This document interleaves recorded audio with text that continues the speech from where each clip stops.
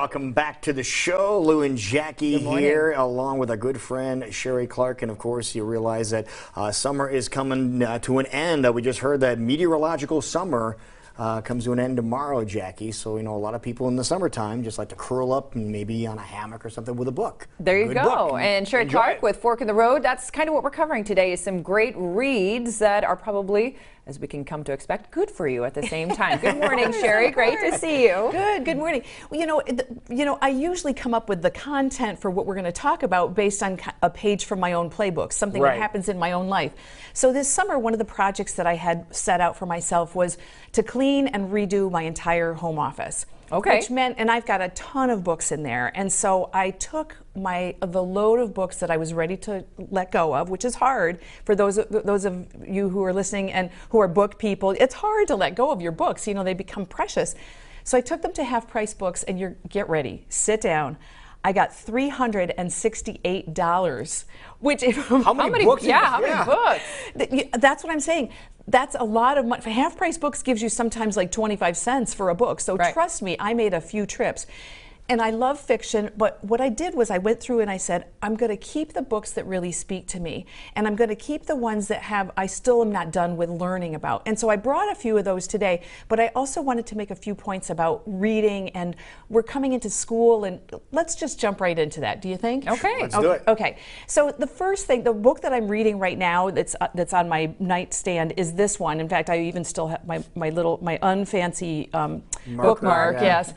This one is about fear. Mastering fear. And one of the things that I like about it is that it's written by a former Navy SEAL. So it's not a foo-foo, book. Trust me, it's very direct. I think men would like this book, but women would too. And one of the examples that keeps coming up in this book that I really like, that they talk about over and over, is someone that was trying to learn how to swim.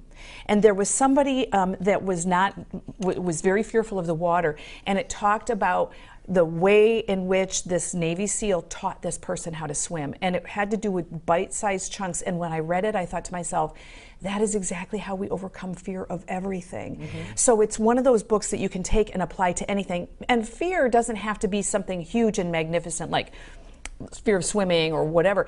We all have fears about taking risks in our lives or about change or those types of things. So that one's definitely a 2 thumbs up. I really have enjoyed that book. Jackie, I brought one specifically for you. Okay. Because it's the antidote of everything that you need to hear.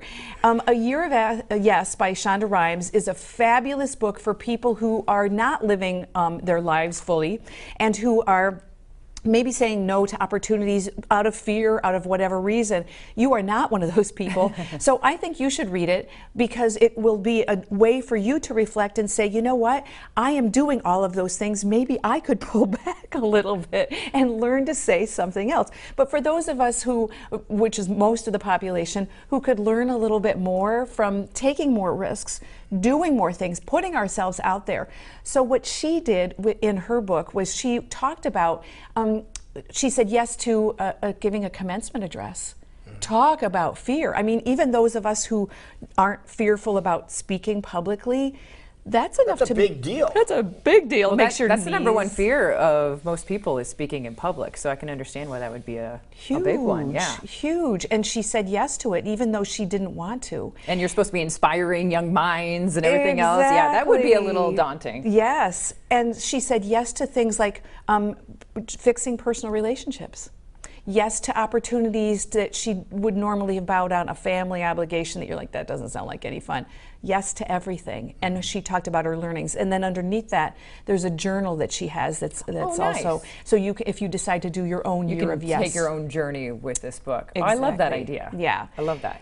Another option might be, if we're talking about, a lot of us try to do self-improvement things when the seasons change. So one of the things that we want to change oftentimes is, what are we eating? What are we doing? What can we change? So this one I really like. This is called The Cravings Cure. And most of us have issues with something that we might do a little bit too much of. Many of us do. We think maybe we shouldn't be doing caffeine. We think maybe the alcohol, maybe there's too much sugar in our life. Maybe we just simply eat too much. Yeah, too much candy. Exactly, yes. So sometimes it's consuming things. Sometimes it's just, you've got a craving for watching TV. She talks about the nutritional things that you can do to support that. So there's supplements. It could be reprogramming. I know, believe it or not, you guys, this is reveal time. I smoked cigarettes. I know. Can you believe? It's true. I'm owning it. I smoked cigarettes when I was in college, and for me, to not smoke meant changing some behaviors. Absolutely. Whenever I drank coffee with a good friend, we had to smoke a cigarette. So I couldn't have coffee with that friend while I was getting over cigarettes. She talks about things like that. For other people, it's a little bit more pointed what the craving is that you might need to address. And this one, the alcohol, I've had this book on before. I really like this person because she talks about going, again, in incremental steps and then jumping off and examining your relationship with alcohol. So lots of different things. I brought a book. Yes. This is one I'm glad you didn't take to Half Price Books, although I wish if you do take it to Half Price Books, you let me know because I'm going to buy it She's immediately. Gonna get it. I love old photos, and of course you're going to see many of them if you have your old yearbook from years past, and I absolutely love this. So what year are we talking about? Are you able to reveal that? I'm able to I told you that I smoked. I mean, what the heck? Oh, here, I guess it says here on the side. Okay, 1974. All right. I graduated from Saratoga Springs High School in Saratoga Springs, New York. That's why there's a geyser. That's a geyser. That's actually the Springs part of Saratoga Springs. I actually lived on Geyser Road. No. Oh, of course you did. Way. Yeah, of course it's you did. true. So this was my high school yearbook, and the reason I brought that in was because while we're going through our books and looking at things, let's take that. Yeah. Okay. Thanks. Whatever. While we're taking a trip down memory lane and doing things, what if we reach out to some of our? We could go to another shot now. Oh yeah, let me show you my favorite. I'm going to show you my favorite. No, there's another one. No, Jackie's been doing some research. I love looking at old photos because it takes you back in time, shows you hairstyles, clothing, things like Mrs. Sharp with health and fitness is my absolute. Whoops. Health and fit. She was my role model. Favorite. Nice hair. Look at that. That is fantastic. I aspire to that hair. I do too. That is. My mom had that hairdo. Yeah. Really? Yeah. No question about it. Yeah. I love it. Oh, it's just fun looking at memories because people write things in your books, which many of people have written in yours as well. So it's just a wonderful memory, almost a journal, diary type situation. It is. It's awesome, and let's use it as an excuse to reach out to some of those people that we've lost contact with, because we spend so much time in social media, so much time like looking at a screen. And when I got that out, I thought to myself, there's a few people in here that I need to reach out to, so I'm making that commitment now. I will not smoke cigarettes ever again. It's been 35 years. I don't think there's much danger of that. And I'm going to reach out to some of my former classmates. So I brought you guys a cup of tea. I'm going to invite you to do that. Have your tea. Look at your books, and enjoy yourselves. That's really what this season is about. Just dive into them and just appreciate everything that they're worth. Exactly. Wonderful. Oh, if people want some other reading suggestions, because I know if you love to read, you're always what are you reading? What are you reading? So we can kind of inspire one another. How can they get in touch with you to learn more about that? Well, an email would be a great place to start. Send it to info@fork-road.com or visit my website, which is www.fork-road.com. I want to know what you're reading. I want to know where you buy your books. Do you go to Half Price Books? Maybe you bought one. Maybe you bought one of Sheree's Maybe you have one with Sheree's name in it now. And she wants to say thank you on that. But we also want to remind everybody of something you're doing tonight. Yes. Okay. So if reading's just not your thing and you're like, I can't wait for this segment to be over, I've got a solution for you.